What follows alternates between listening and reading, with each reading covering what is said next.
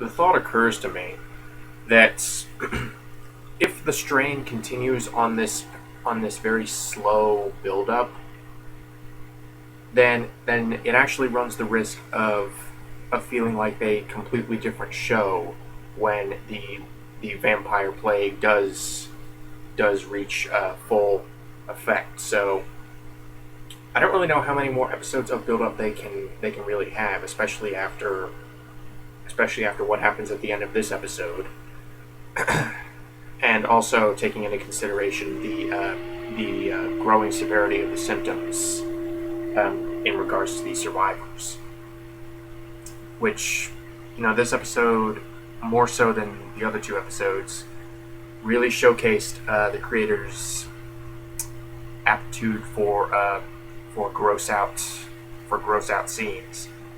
Now, granted, they couldn't really go too far, considering the network that they are on, but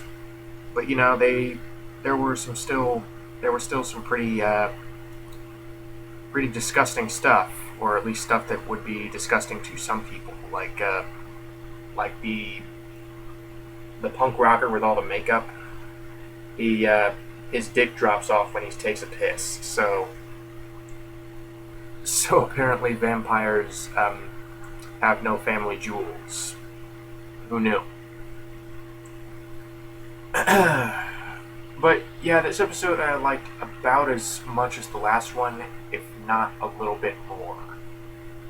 Because even though it did reveal about as much as the previous one did in relation to the first one, there's just something to be said for being further down the line of progression than the second episode. And I think that's why I like this episode a little bit more than the second episode. It's not that they revealed more than they did in the second episode. It's just that again, we're further down the line of symptoms of the eventual execution of the plan by Richard Sammel.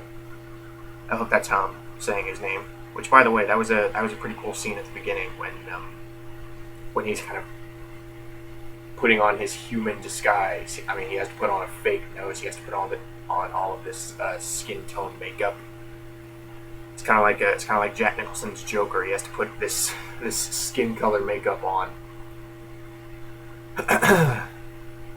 So there's that, and also I really liked this time around how we really got some clarity as to why Sean Astin's character Jim Kent has been doing what he is doing.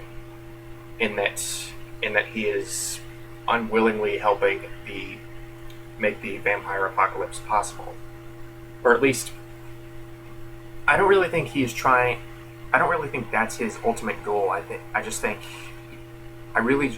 honestly think he thinks of it as a job, and hopefully he can be rid of it as soon as possible. But we never really got much in the way of motivation for him in the previous two episodes.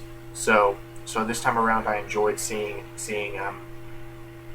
how his wife was ill, how what he's doing for her, and really solid performance toward the end when his wife says, I got into the drug program. I'm one of the lucky 100. I mean, isn't that what you were saying about how good things happen to good people, right? And they're hugging, and you just see Sean Astin's face just go, yeah. Oh crap. Huh. So yeah, Sean Astin's a very good actor. He does not get nearly enough work as he deserves, but that's another argument for another day. And I don't really have too much more to say on this episode, aside from the fact that it was pretty well paced. Although there were some issues with the narrative, at least in terms of how it all connects, mainly in the area of Dr. Goodweather's divorce. Now, on one hand, this can be used to establish that he would do anything for his family, namely his son, and his entire world revolves around his son. So that is being established for whenever his son might be in danger when the vampires eventually invade.